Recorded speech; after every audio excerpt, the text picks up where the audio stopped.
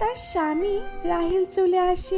রাহেল আরতির চেহারা দেখে অনেক বেশি খুশি হয়ে যায় আর আরতির সঙ্গে অনেক ভালো ব্যবহার করতে থাকে।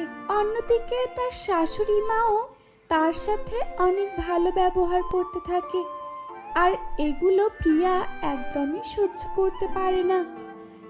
এই আরতির একটা ব্যবস্থা করতেই হবে, ও এত সুন্দরী হয়ে গেল কিভাবে।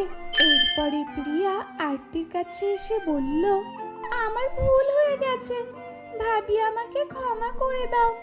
আসলে আমি তোমার সাথে অনেক অন্যায় করেছি, তুমি তোমার ভুলটা বুঝতে পেরেছো, এতেই অনেক। ভাবি, তুমি এত সুন্দর হলে কিভাবে, আমাকে তুমি বলবে? আরতি সরল মনে তাকে সমস্ত সত্য ঘটনাটা খুলে বলে। আর প্রিয়া যখন কথা শুনে প্রিয়া অনেক হিংসা করে আর সে জঙ্গলে চলে গেল আর পরীর কাছে সুন্দর হওয়ার কথা বলল।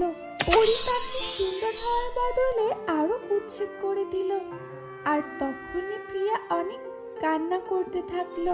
এটা আমার সাথে কি হলো? আমি সুন্দর হতে চেয়েছিলাম, এখন তো আমি বেশি কুৎসিত হয়ে গেলাম।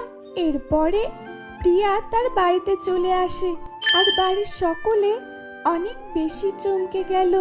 এরপরে প্রিয়া তার ভুলটা বুঝতে পারলো আর আরতি বলল, জাদুর আয়না, তুমি প্রিয়াকে ঠিক করে দাও, ও ভুলটা বুঝতে পেরেছে।